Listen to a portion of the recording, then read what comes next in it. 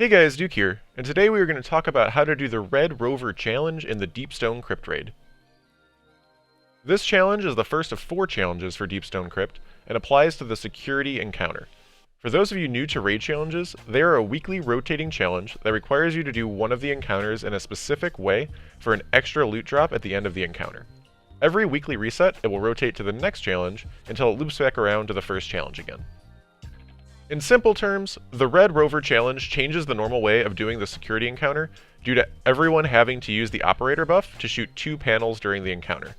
This requirement also necessitates that the encounter be done in 3 phases as well, in order to have enough data pads for everyone to shoot 2.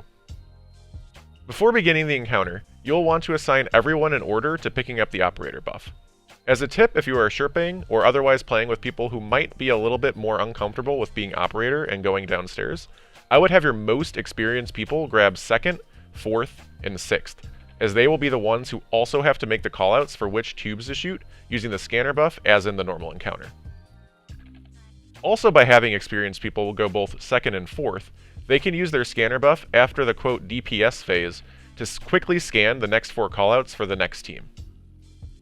We split our teams so that the first person down from each group would shoot the dark side, or left when you first go down, and the second person down would shoot the light side, or right when you first go down.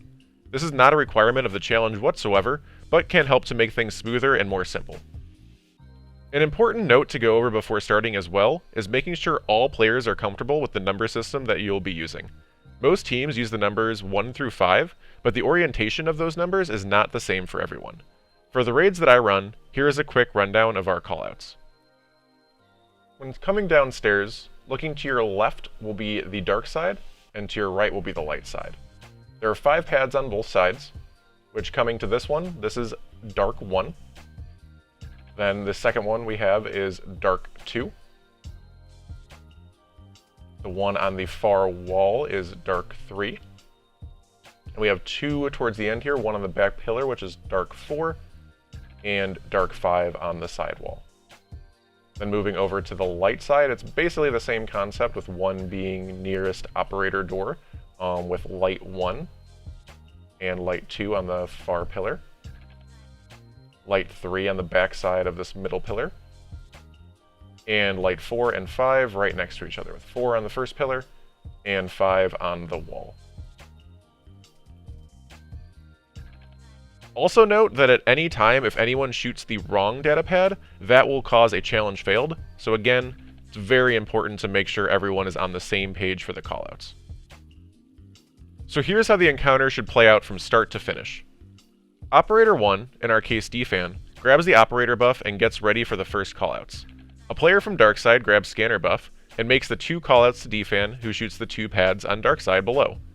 Scanner can then pass the buff over to the light side through the machine, and light side scanner begins looking for their 2 data pads. DFan then passes operator back up for a second operator, in this case Goots, to grab and head downstairs.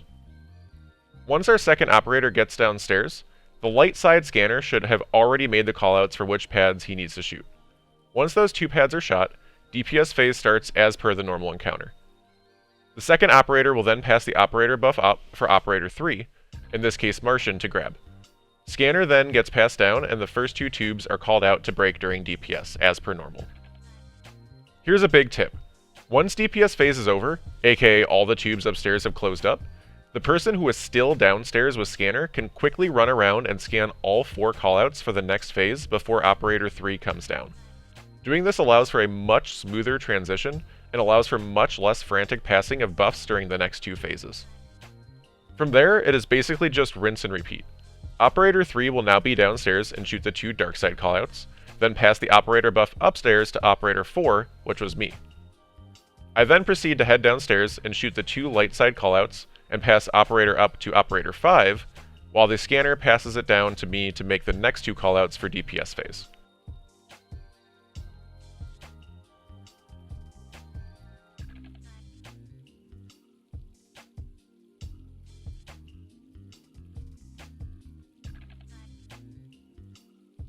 Like before, after DPS phase, I can quickly scan the next 4 data pads before Operator 5 comes down.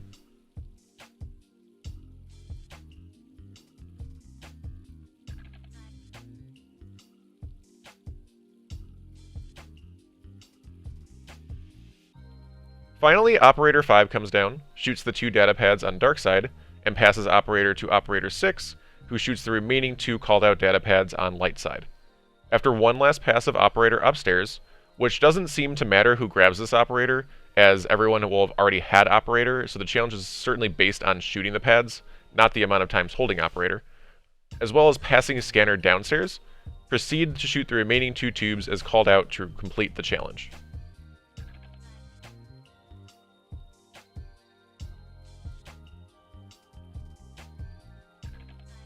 If done correctly, you should get the Red Rover Triumph complete, as well as an extra pinnacle loot drop for this encounter's loot.